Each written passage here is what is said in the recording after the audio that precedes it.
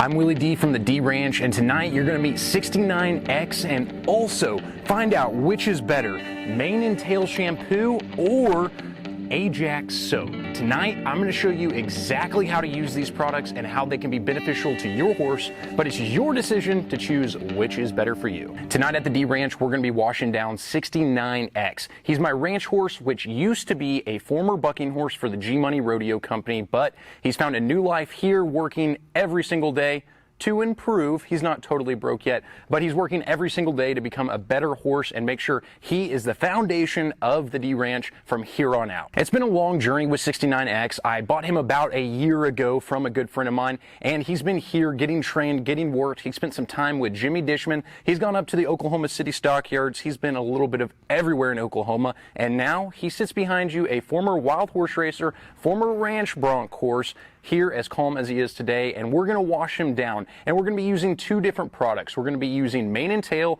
and also Ajax soap. Both products do a great job. I actually use them both together, and you can decide if you want to use one solely or do the combination like I do. So whenever I start washing the horse, I'm really going to start down at his feet. So I'm going to start spraying down there just to make sure that they get used to the water and they're not going to be jumping around. Each horse acts a little bit differently. I've already gave 69X a bath, I believe, twice now, and he's done pretty good both times, but he is still a little skittish. So I start down at the bottom of his feet, spraying down there to make sure he knows the water's there. No, it's not going to bite him. No, it's not going to hurt him. And just know it's just another thing. He's got to get used to all these different factors that are happening to him, because just like when you ride him, just like when you touch him, he's got to get used to this. The more you do it, the better he's going to be, and the better he's going to act every single day. So I start spraying at his feet, and I work my way up through his body. Now, I just kind of wet him down overall so he gets used to the water going all over his body, getting used to the temperature because it is coming out of the hose. I'm not fancy enough to have heated water for bathing my horses,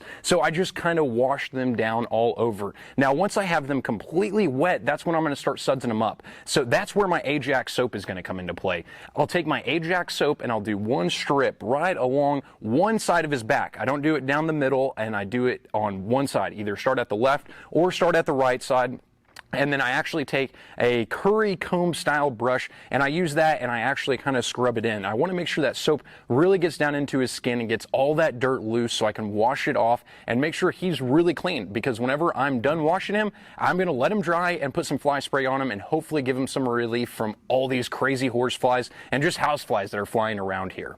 After I get him scrubbed down, I'm going to get my hose again, and just like before, I'm going to start at his feet and start down there and then start rinsing up. Of course, whenever I get up to that top, I'm going to go ahead and rinse the top side of his back and let that water and those suds go all the way down his back and then drip off. Now, I do use that comb again to kind of lightly brush and move that soap around so that it really moves around on his body and gets all the soap out. Not just the dirt, but gets all the soap out, because I don't want him developing a rash or skin irritation or anything of that nature.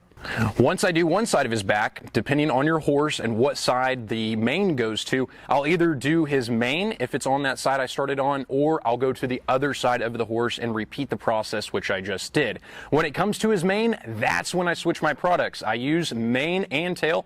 It's literally called mane and tail for a reason, but I really like this soap and it really seems like it does a good job on his hair. So just like I did before with that one strip down his back, I'm going to do one strip down his mane, and then I'm going to scrub it in. Just like if you're going to get your hair cut and you got a hair wash afterwards, I'm going to sit there and I'm going to kind of massage his neck, massage his head, and then make sure it gets all in his hair, and once again scrubbing all that dirt and making sure that soap gets in there really, really good. I'm going to take my hose and rinse it off. I'm going to take that hose and put it at the top part of his mane, and then just gently rinse that out, scrubbing it just like if you went and got a haircut, where you can get all the soap scrubbed in and then also rinsed out, and it's going to feel really nice. I'm going to massage it in really gentle and then make sure he's completely rinsed. We don't want any soap irritating his skin or his scalp or anything like that. So after that, we're going to turn him outside and then let him dry off, and I'm going to saddle him up, take him over to the Roundup Club, work him a little bit more for the day, and it's time for him to go to sleep after that. So I'm going to turn him out with 600, and he's going to be having a great night's rest. And if you like this content, make sure to like and subscribe and tune in next week for another adventure at the D Ranch.